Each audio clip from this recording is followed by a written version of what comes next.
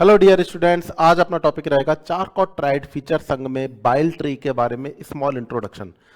Definitely north set के अंदर ये क्वेश्चन पूछा भी गया था और इसकी क्वेश्चन पूछे जाने की उम्मीद ज़्यादातर रहती है क्योंकि चारकॉट ट्राइड फीचर किससे संबंधित है, इसका क्या इसके अंदर साइन सिम्टम्स देखने को मिलते हैं, ये किस प्रकार से पेशेंट को इफेक्ट करता है, इसके अंदर क्या कॉम्प्लिकेशंस पेशेंट के अंदर देखने को मिलते हैं।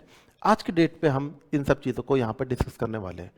तो चारकॉट ट्राइड फीचर में कोलेसिस्टाइटिस के अंदर चारकॉट ट्राइड फीचर चारकॉट नामक साइंटिस्ट ने सीन किया था। तो इसको पहले समझने से पहले एक बार बाइल ट्री के बारे में हमको पता होना चाहिए कि एग्जैक्टली बाइल ट्री में बाइल का फ्लो कहाँ से कहाँ पर होता है। तो अगर मैं बात करने की कोशिश करूँ आप लोगों से, ये आपके सामने बेसिकली एक फनी ऑर्गन जिसे अपन लिवर बोलते हैं, ये लिवर है। लिवर से यहाँ से निकल रहे हैं आपके पास में दो इस प्रकार से स्ट्रक्चर जो आगे जा करके ज्वाइन अप करेगी। कई स्टूडेंटों को इसमें कंफ्यूजन रहता है, इसे क्या बोलते हैं मैं आपको बता देना चाहता हूं। दिस इज कॉल्ड लेफ्ट और right hepatic duct. Left and right hepatic duct.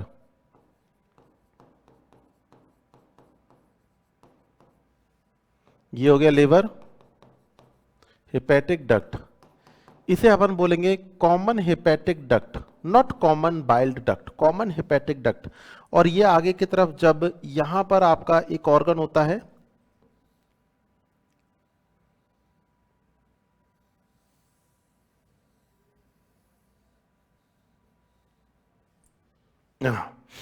ये जब इसकी सिस्टिक डक्ट से अटैच होता है, ये जब इसकी सिस्टिक डक्ट से अटैच होता है, then finally we are calling this common bile duct.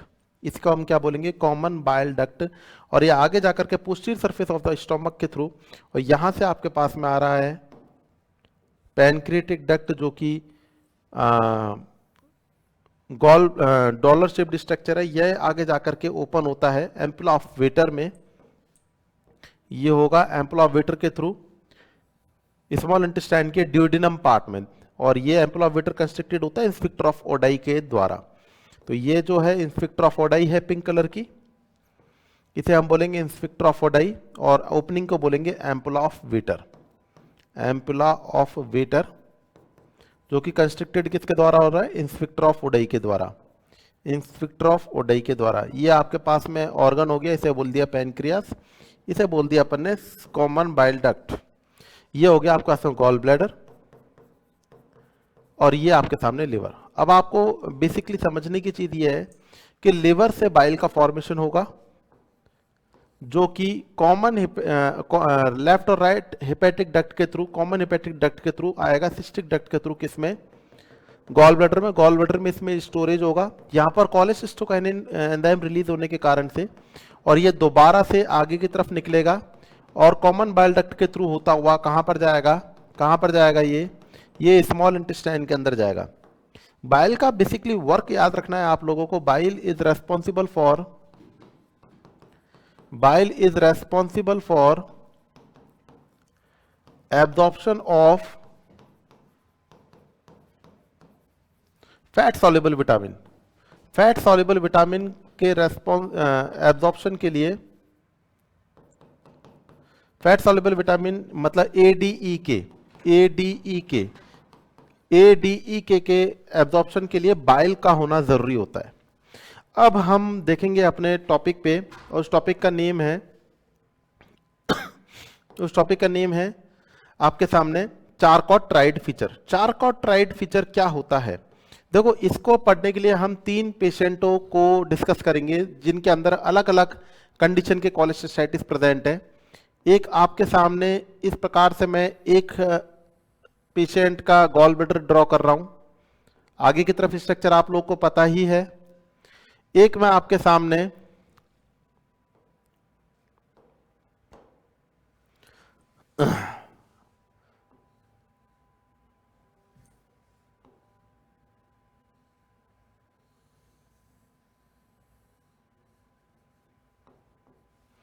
एक आपके सामने इस प्रकार से ड्रॉ कर देते हैं,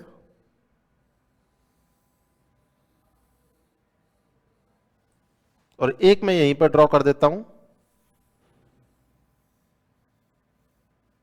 ये इस प्रकार से मैंने आपके सामने स्ट्रक्चर ड्रॉ करिए। ठीक है, आगे की तरफ से आ रही है कॉमन हेपेटिक डक्ट और इससे आगे जा रही है सिस्टिक डक्ट के सपोर्ट से कॉमन बाइल डक्ट। ये आपको लोगों को पता होना चाहिए, ये भी मैंने आप लोगों को अपडेट भी किया है। देखो यहां पर हम चारकॉट ट्राइड फीचर को जब भी डिनोट करेंगे, चारकॉट ट्राइड फीचर को जब भी हम डिनोट करने की कोशिश करेंगे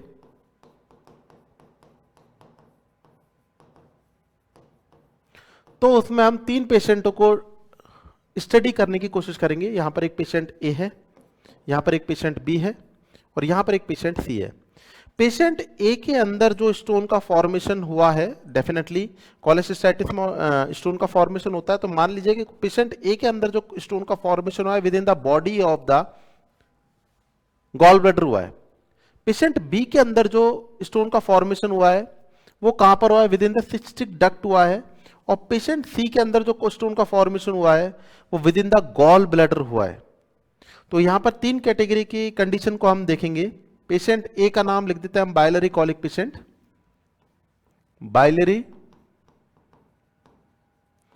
कॉलिक की कंडीशन।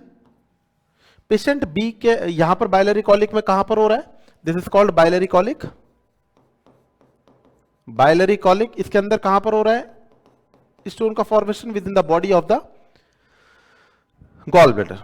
पेशेंट बी के अंदर स्टोन का फॉर्मेशन सिस्टिक डक्ट में हो रहा है, इसे हम बोलेंगे acute cholecystitis patient, acute cholecystitis patient. और पेशेंट सी अगर आप देखेंगे तो इसके अंदर स्टोन का फॉर्मेशन हो रहा है कॉमन बाइल डक्ट में, इसे बोलेंगे कोलेंजाइटिस पेशेंट, कोलेंजाइटिस का पेशेंट। तो 3 आधार पर अपन ने स्टोन का फॉर्मेशन किया। अब इन तीनों पेशेंटों को सिम्टम्स के आधार पे चारकॉट नामक जो साइंटिस्ट थे उन्होंने 3 सिम्टम्स के ऊपर इनके जो सिम्टम्स है उनको डिफरेंशिएट करने की कोशिश की। पहले नंबर पे एब्डोमिनल फीवर, पहले नंबर पे एब्डोमिनल फीवर,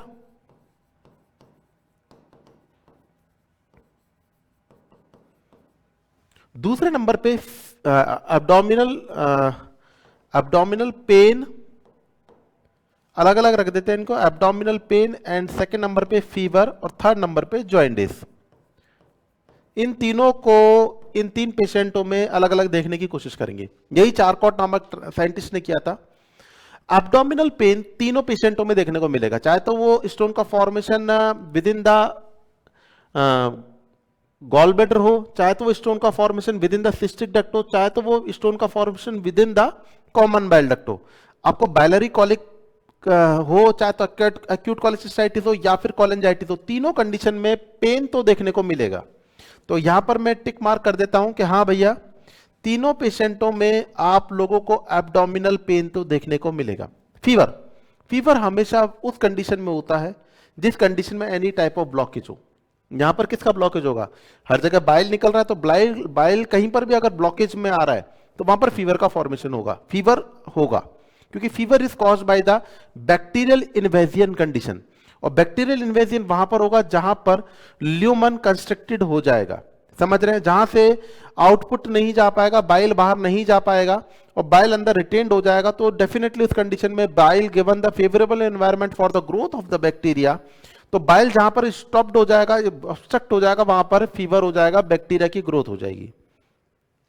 मैं बोलूं अगर फीवर क्या इस पेशेंट में फीवर होगा, भाई देखो यहां पर सिंपल से तरीके समझे, ये लीवर के थ्रू लेफ्ट और राइट हेपेटिक डक्ट के थ्रू आ रहा है, कॉमन हेपेटिक डक्ट के थ्रू यहां पर बाइल आ रहा है, यहां से दोबारा से बाहर जा रहा है, तो यहां पर फीवर होने के चांसेस नहीं रहेंगे।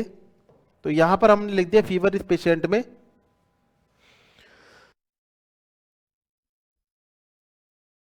फीवर इस पेशेंट में नहीं होगा।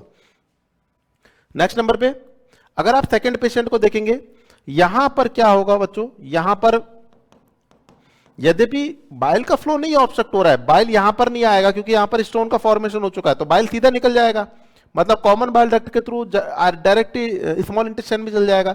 लेकिन यहां पर बाइल ऑब्स्ट्रक्टेड हो गया, यहां का बाइल यहां पर नहीं जा पाएगा, तो डेफिनेटली यहां पर क्या होगा, फीवर होगा। तो आप बोलेंगे एक्यूट कोलेसिस्टाइटिस के पेशेंट में डेफिनेटली क्या होगा, फीवर होगा, राइट। अगर आप बोले सर इस वाले पेशेंट में होगा, बिल्कुल होगा, इसमें तो बाइल भी ऑब्स्ट्रक्ट हो रहा है, बाइल यहां से स्मॉल इंटेस्टाइन में भी नहीं जा पा रहा और पूरा बाइल यहां पर इकट्ठा हो रहा है, यहां पर इकट्ठा हो रहा है, डेफिनेटली बाइल बैक्टीरियल इन्वेजन को ग्रोथ करेगा और क्या होगा, फीवर होगा। तो यहां पर फीवर देखने को मिलेगा। किसको क्या देखने को मिलेगा, अपने को फीवर देखने को मिलेगा। नेक्स्ट नंबर बात करें जॉइंटिस। देखो हमेशा याद रखना जॉइंटिस उस कंडीशन में होगा जिसके अंदर बाइल ऑब्स्ट्रक्टेड होगा। कंप्लीटली ऑब्स्ट्रक्टेड कंडीशन बाइल की में क्या देखने को मिलेगा, जॉइंटिस देखने को मिलेगा। क्या इस पेशेंट के अंदर कहीं पर भी बाइल का ऑब्स्ट्रक्शन हो रहा है? भाई बाइल आ रहा है और जा रहा है, कोई दिक्कत नहीं है, तो यहां पर फीवर देखने को नहीं मिले, जॉइंटिस देखने को नहीं मिलेगा। एक्यूट कोलेसिस्टाइटिस के पेशेंट में जॉइंटिस देखने को मिलेगा। आप खुद ब खुद देखिएगा, यहां से जरूर एक बार स्टोन का फॉर्मेशन हो चुका तो यहां पर ऑब्स्ट्रक्शन हो रहा है, लेकिन बाइल ऑब्स्ट्रक्टेड नहीं हो रहा है, बाइल तो सीधे आ रहा है और सीधे जा रहा है। मतलब कॉमन हेपेटिक डक्ट के थ्रू और कॉमन बाइल डक्ट के थ्रू होता हुआ कहां पर जा रहा है, ड्यूडेनम में जा रहा है। तो यहां पर भी बाइल का ऑब्स्ट्रक्शन नहीं हो रहा है और बाइल का ऑब्स्ट्रक्शन नहीं हो रहा है, तो जॉइंटिस देखने को नहीं मिलेगा। जॉइंटिस वहां पर देखने को मिलेगा जहां पर बाइल का कंप्लीटली ऑब्स्ट्रक्शन हो रहा है, और वो कंडीशन है ये। इसमें जो स्टोन का फॉर्मेशन हो चुका है वो कहां पर हो चुका है, कॉमन बाइल डक्ट के अंदर हो चुका है। तो अब जो बचा हुआ जो आपका बाइल है ना, वो यहां से आगे जा पाएगा, वो सारा का सारा बाइल यहीं पर इकट्ठा होता रहेगा। तो दिस कंडीशन, इसके अंदर आप लोगों को क्या देखने को मिलेगा, जॉइंटिस देखने को मिलेगा। अगर आप लोगों से पूछा जाए कि चारकॉट ट्राइड फीचर के अंदर बेसिकली हम किन किन चीजों को देखते हैं, तो आंसर देना है एब्डोमिनल पेन, फीवर और जॉइंटिस।